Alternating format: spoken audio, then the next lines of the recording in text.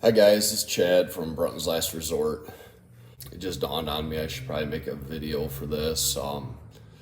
Kind of halfway through it, but I'll show the reinstallation of Pro XP front differential. A little backstory on this. We went to qualifying for the second RBOR race. The front differential failed, I don't know, 200 feet into the qualifying lap. We ran the whole RBOR in two-wheel drive. Took the car back to the Polaris dealer. Told them front diff needed to be replaced. It sat for several weeks. We had another race coming up. We just made the decision we were going to pick the car up. We were going to race it in two-wheel drive. Actually did remarkably well. It was an obstacle race. Did real good for two-wheel drive. Got a little bit of a payout. Was pretty happy with that. But in the course of doing all this, by the time we got done with the race and packed it all up, my warranty period had expired. So I had a car with a broke front differential that really, I don't think I could get Polaris to warranty anymore. So we brought it home, tore it apart. The front ring gear was cracked all the way through. So when it would go to engage, those rollers on the sprig would just ratchet through. So I couldn't really get four-wheel drive, made a lot of racket. Just decided we would buy a new front differential assembly. Come to find out the 2022 is different than the 2020 and the 2021. Nobody seems to have a unit, at least a front ring gear in stock. Didn't really want to spend the money on a whole unit, so we made the decision to TIG weld and reheat treat the front ring gear. I don't know if it's going to hold together. I'm definitely going to order a front ring gear. That'd be great, but I'm guessing when it breaks this time, it'll probably ruin the case. So I don't have any videos of repairing the front ring gear, but I do have some photos. I'll stick them in the video here. You can see the before and after, how it came out. It's not perfect, but I think it'll work. So I'll go over how to reinstall this front diff, and hopefully if you guys are doing this project, if you want to take yours out, you can just kind of reverse engineer it. Okay, so here's the car, front differential parts laying everywhere.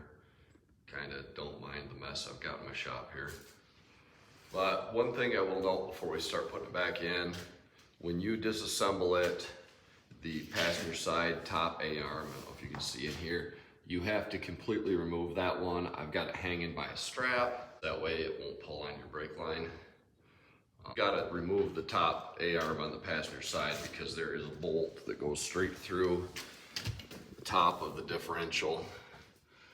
If we can kind of get in here, we can see I stuck the bolts back in, but this bolt right here will not come out with that A-arm in place.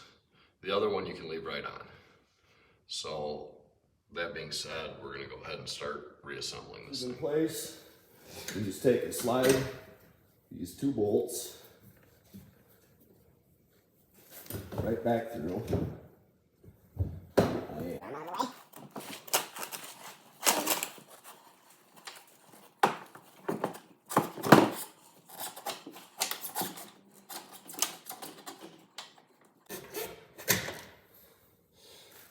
There's one bolt.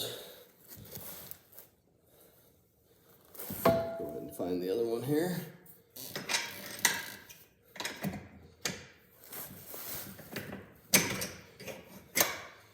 There's the second bolt. I'm just going to let it sit there for a second, and I'm going to go ahead and I'm going to put these bolts back in the front A-arm just so it's not hanging at such a funny angle this whole time that we're working on it. I like to keep my bolts put back right in where I take them out from because I'm no good at remembering what goes where. Probably the easiest way to do it.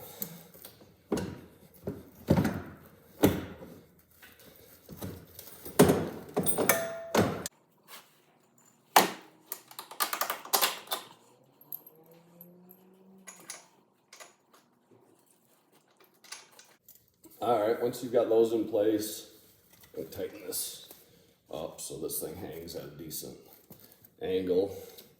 We can go ahead and put the nuts back on and tighten up the front differential bolts as well. Okay, now that we've got it sitting up in there, we've just got the bolts in finger tight. We're gonna go ahead and hook the front drive shaft up. I just leave them finger tight in case I have to take it down.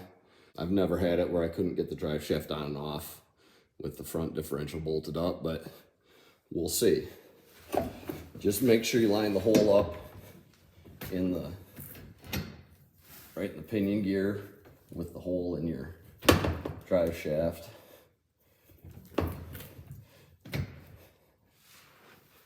And looks like I'm going to be off just a little bit there. I'll turn it.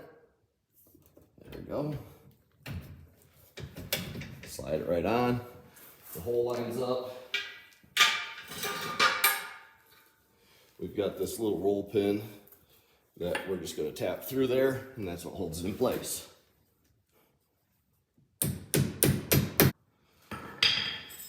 All right, that's all there is to putting the front drive shaft on. Now we're going to go ahead and we're going to tighten the bolts up on the front differential. Okay, so these are the two bolts that we put through. They're just finger tight. We're going to go ahead and tighten those up.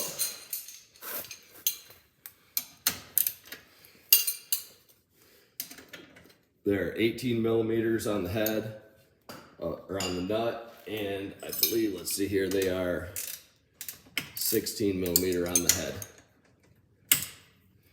So we'll go ahead and tighten those down.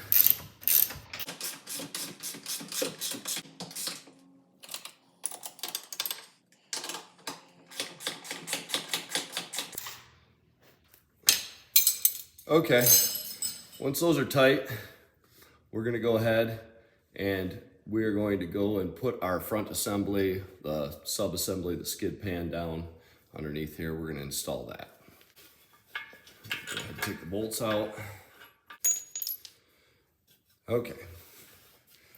This assembly is going to fit right up in the front. There's 4 bolts that hold it in the front and 4 of them that mount it right up into the frame right here. You can see there's one there, and then one there, and one there. So I'll get these front bolts out. Okay, hopefully that's a little better angle where we can see it. This is just going to set up underneath the bottom there. And we got to, oops, I left one bolt in place. Hold on. Take that bolt out. And we just got to lift this up. Kind of tap it into place.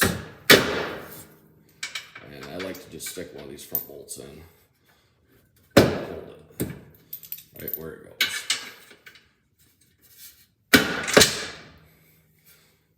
So there's one there, just finger tight. Do the same thing right here with this one.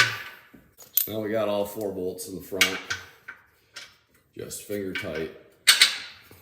Just sit there so they can't fall out. We'll leave it that way.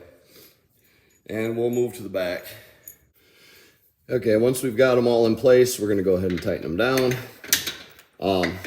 If your car is anything like mine from the factory, these bolts were just barely tight. Probably need to be a lot tighter than what they were from the factory.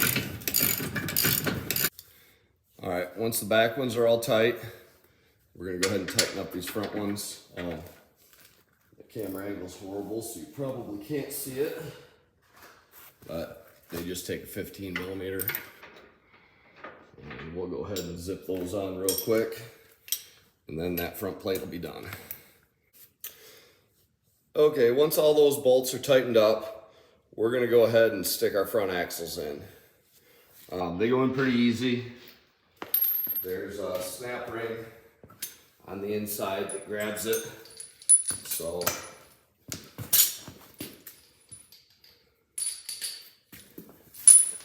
we just kind of pick this up out of the way, line our axle up. Okay, once it's snapped in, you can go ahead and let this down a little bit. And we're gonna go ahead and stick it through the hub.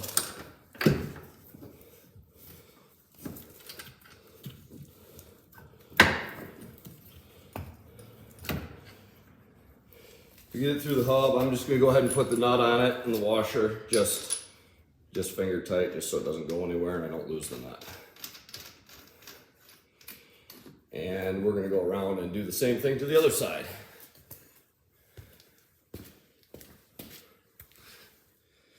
All right, something I didn't mention on the other side, on the end of these, where that spring is, I put just a little bit of super lube or grease, just so that in the future, I can get the thing back apart, because we all know that this isn't the last time I'm gonna be working on this. And it snapped right in. So we'll go ahead and let this A-arm down. And stick this in through the hub, just like we did on the other side.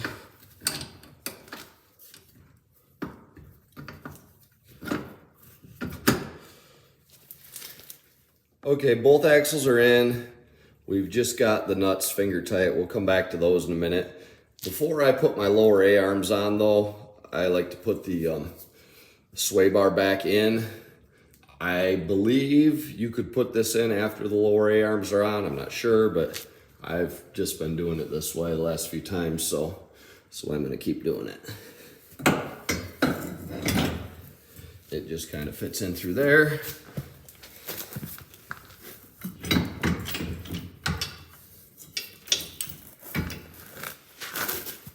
Down. The bolts that hold it in have a carriage head, so you don't need a wrench on the top of them, but you do have to stick your finger up there because they'll push up farther than just spin. All right, we'll go ahead and get these tightened. This up out of the way. I don't know if you can see me fluffing it up out of the way or not.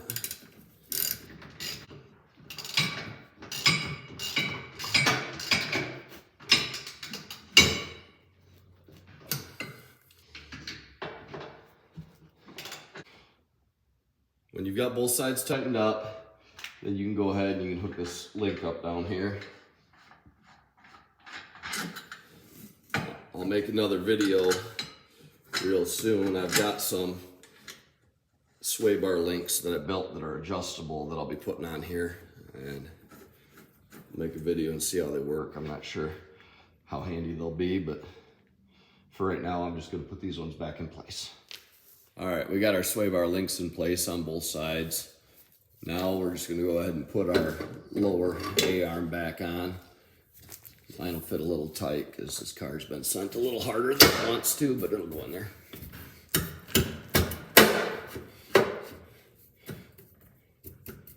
Probably not everything on this car is as square as it should be from stock,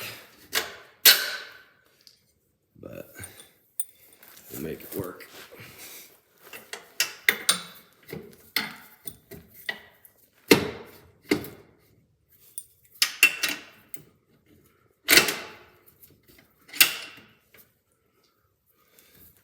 Nuts back on. Now on the ball joint end here, you can see I put just a small amount of super lube on there.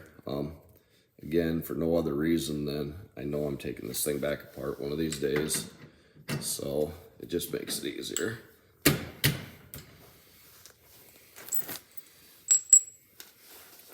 All right, we'll grab our wrenches and we'll go ahead and tighten down this ball joint bolt and both A-arm bolts, and then we'll move over to the other side, do the same thing. Okay, next thing we're gonna do is we're gonna let this strap out that's in place of our shock. Okay, so we've taken our strap off that was holding this up. The sway bar is holding it in place. The brake line's not being pinched. First thing I'm gonna do, my plug will be different than yours, but I'm gonna go ahead and plug the 12 volts back in to the front axle so my switch works. I've got a bypass here, I don't know if you can see it. 12 volts to my front differential because the factory, the computer controls the switch on your dash, and a lot of times when you think you've got it in four-wheel drive, you really don't. It's engaging and disengaging quite a bit. So if you guys are interested in that four-wheel drive override. I got mine from Hess Motorsports. It was super easy, not a big deal. You can make your own too. It's really just a switch, and there's really nothing more to it than that. But we'll go ahead and put our front shock in now and go from there. And once you've got the top bolt in, go ahead and put the bottom bolt in.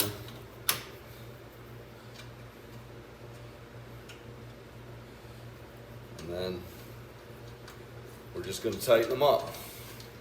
And I'll go ahead and do the same thing on the other side, and we'll come back to the next step. Okay, well, apparently I had trouble with the video there, but I went ahead and installed the castle nut on the end of each axles. When you do that, you got to torque them down to 240 foot-pounds. It's a lot tighter than you'd think it is. The way I found to do it, because you can't see in the video, is I've got a bar with 2 holes drilled in it that I just bolt on where the studs are and put the lug nuts on, and that's how I hold it. I'm sure there's better ways. Probably you guys have your own ideas. So we're going to go ahead and just put the front bumper on it. My front bumper is probably a little different than yours too, because it's one that I kind of custom built. But I'm going to go ahead and put it on here, and then we're just going to put our wheels and tires on, and we should be ready to try it out.